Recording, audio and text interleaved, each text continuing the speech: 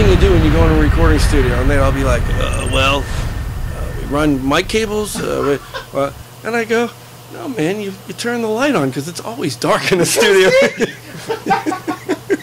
You know, so yeah, I come from an engineering background too, which is why I've always had a recording studio. Yeah. This is my home studio we're in right now, but I've also had commercial rooms where I was in partnership with people. Yeah. So when we developed this room, we do a lot of our overdubs here in this room. You know, like Matt will set us up at Stage 1 Lamona and Van Nuys. We'll go in there and we'll record. And we'll do bass and drums. And then we'll come back here and we'll do vocals, we'll overdub guitars, whatever else we need to do. Right. You know? And then he takes it to his studio in Woodland Hills. And what are you doing, man? He wants me to shut that off. He's trying to shut the AC off. That's cool. Nobody farts in here, though. No, he's got the magic touch. See, I can't.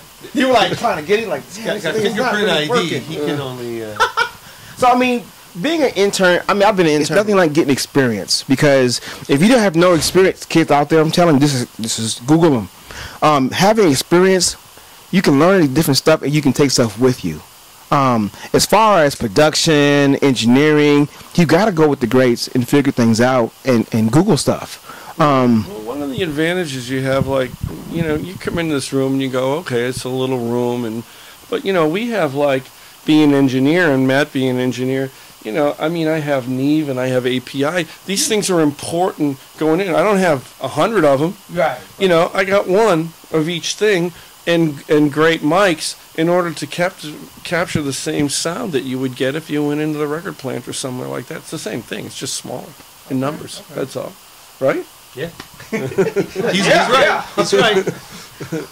You know. So tell us about the music that you're working on right now. What are the songs you got on your EP, your forthcoming EP? Well, what Barry mentioned, the thing about he had done some demos, yes. And I heard them. When I heard the music, I said, yeah, I'd love to work with you on this. And the reason why is because these songs were about things I could understand, things that I could relate to, things that I could feel about. You know, it's if you're a teen and you're into pop music, there are certain themes that reoccur in that music extensively. Gotcha. When you get to be maybe past a certain age, like the old age of 20 or so, you start to view life a little bit more as an adult. Gotcha. So things take on a slightly different perspective. Mm-hmm. And while music for teens, a lot of it is filled with things that are, they feel good, they're cool, they're nice phrases.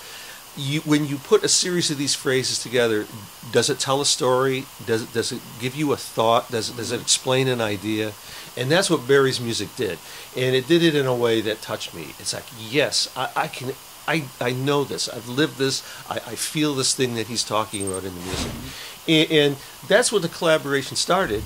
And it all became about how do we best realize the full potential of these songs. Right. And Barry's musical ability in terms of his composition and his musicianship, and the group of musicians that he's chosen in his band, it all becomes collaborative. And you know, when everybody in the band kind of gets in the mix, when we do a tracking date, and everybody goes, well, you know, I could add a fill here, or I could add a riff, and then you try it and you go, yeah. That works. That's good. That's better. You know, you're actually feeling the music. You're actually putting your feeling and your emotion into